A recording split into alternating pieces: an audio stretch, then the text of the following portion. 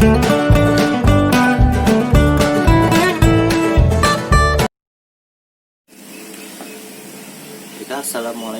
warahmatullahi wabarakatuh.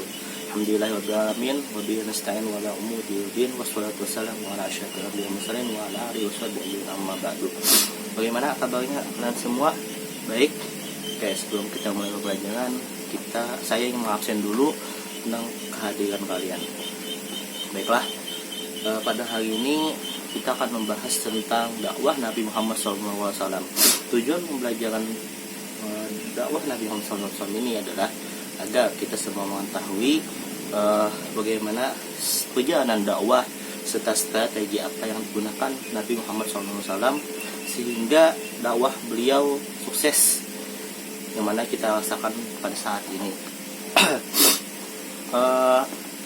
Sebelum kita pada minggu sebelumnya kita telah membahas tentang karakteristik bangsa Arab, bagaimana kejahilian mereka sebelum datang Islam. Nah, setelah datang Islam itu berupa dakwah Nabi Muhammad SAW ini, Nabi menyebarkan risalahnya.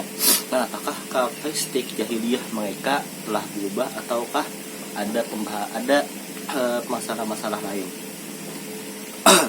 Dakwah Nabi Muhammad SAW adalah menyampaikan risalah dari Allah Subhanahu Wa Taala yang mana melalui malaikat Jibril alaihissalam, dan Nabi menyebarkannya serta mengkabarkannya kepada seluruh umatnya. Dakwah Nabi SAW memiliki dua metode. Yang pertama metode syariah dan kedua metode hijriyah. Yang pertama metode syariah. Metode syariah ini dalam Al-Quran dijelaskan pada surah Al-Mudaththir ayat 1-7 yang berisi tentang Nabi menyadarkan Nabi agar bahwa beliau diutus di muka bumi ini adalah untuk menyampaikan risalah dari Allah Subhanahu Wa Taala, menyampaikan apa yang diperintahkan Allah dan menjauhi apa yang dilarang oleh Allah Subhanahu Wa Taala. Adapun dakwah secara terang-terangan ditulis dalam Al-Quran, dikisahkan di dalam Al-Quran, yaitu pada surah Al-Hijr ayat 94 yang berbunyi fasda' bima tu'maruna wa'rid 'anil musyrikin, yang mana berarti maka sebarkanlah apa yang aku perintah, apa yang telah diperintahkan olehmu, dan jangan pedulikan musyrik. Adapun dakwah secara sembunyi-sembunyi ini Nabi melaksanakannya selama 3 tahun, yang mana beliau menyampaikan risalah Allah Subhanahu Wa Taala kepada kerabat-kerabat dekat, keluarga, istri dan anak-anaknya, dan terbukti dakwah syariah ini berhasil karena banyak yang mengikuti, yang mana kita kenal dengan as-sabiquna awalun. Kenapa Nabi mendakwah secara sembunyi-sembunyi? Karena situasi itu belum memungkinkan. Nabi belum memiliki pengikut yang kuat, sehingga Nabi memilih strategi ini agar Nabi mengumpulkan pengikut yang kerabat dekat dulu. Kemudian setelah 3 tahun turunlah ayat tadi, Quran surah Al-Hijr ayat 94 dan ayat-ayat lain yang mana menguatkan Nabi untuk berdakwah secara terang-terangan.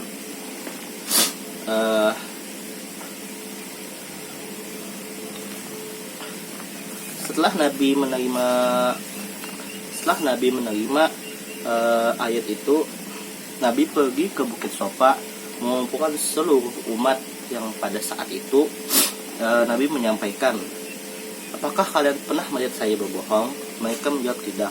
Nah, setelah itu Nabi menyampaikan apa yang diperintahkan oleh Subhanahu Wa Taala, itu mengajak untuk meninggalkan berhala, mengesahkan Allah Subhanahu Wa Taala. Namun tentu saja risalah Nabi itu diprotes oleh Abu Lahab sama Nabi dan para kafir Quraisy lainnya.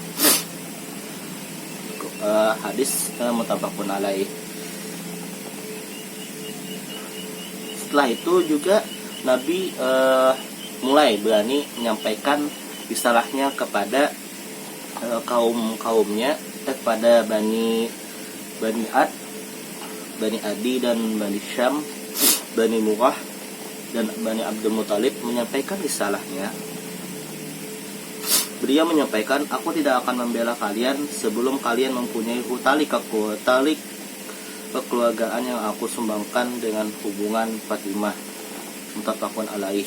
Nah, Nabi menyampaikan juga kepada seluruh, sebelumnya Nabi belum menyampaikan kepada khalayak ramai. Setelah Nabi menerima wahyu itu menyampaikan ke seluruhnya, dan situasi sudah memungkinkan, maka Nabi berani menyampaikan risalah itu kepada seluruh orang terdekat muslim. Tentu saja Nabi mendapatkan pertentangan, tapi karena Nabi telah mengumpulkan dari dakwah secara sembunyi-sembunyi itu, dan iman mereka para as-sabiqun awalun sudah melekat, yaitu kalimat tauhid di dalam hati mereka, maka merekalah yang membela perjuangan dakwah Nabi Muhammad SAW selanjutnya.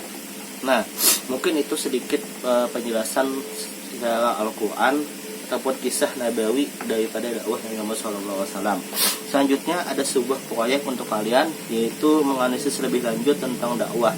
Tentu masih banyak pembahasan dalam hadis nabawi atau dalam Al-Quran tentang dakwah ini. Jadwalnya ialah bisa dicatat. Yang pertama, perencanaan proyek, yaitu mencari sumber buku ataupun materi lain berkaitan dengan materi, yaitu, dan kedua, yang memilih referensi yang tepat dan benar. Itu perencanaan proyek. Yang kedua, tugas proyek di rumah adalah mengkaji beberapa sumber, menentukan sumber yang tepat, dan menulis serta mencatat tentang dakwah Nabi Muhammad SAW serta ibrah dari dakwah Nabi Muhammad SAW beserta sumber yang telah kalian kumpulkan. Pelaporan proyek itu nanti kalian bisa sampaikan bagaimana perkembangan proyeknya. Mungkin 1 minggu dari sekarang pekerjaan tugas proyek ini per kelompok. Bisa dipahami? Lalu setelah 1 minggu kita akan menanyakan pelaporan proyek, yaitu melaporkan hasil kerja proyek, yaitu penyajian hasil proyek kalian. Bisa dipahami? Baik, mungkin itu saja yang dapat saya sampaikan. Namun sebelumnya saya mengevaluasi dulu tentang pembahasan tadi. Di sini ada sebuah buah gambar. Nah, coba kalian analisis yang mana gambar yang berkaitan tentang dakwah secara sembunyi-sembunyi. Silahkan pilih antara 2 gambar ini. Silahkan analisis yang mana gambar yang berkaitan tentang dakwah secara sembunyi-sembunyi. Jelaskan kenapa kalian memilih gambar tersebut. Mungkin itu sih dapat saya sampaikan. Kesimpulannya, dakwah ialah menyampaikan risalah Allah Subhanahu wa taala kepada orang lain. Dan strategi Nabi tadi bisa kita contoh. Kita menyampaikan dakwah melalui orang terdekat dulu, baru kita melakukan. Itulah dakwah yang tepat, yaitu menyampaikan risalah Allah kepada orang terdekat, baru kita menyampaikan kepada khalayak ramai. Mungkin itu saja yang dapat saya sampaikan. Silakan kerjakan tugas proyeknya. Wassalamualaikum warahmatullahi wabarakatuh.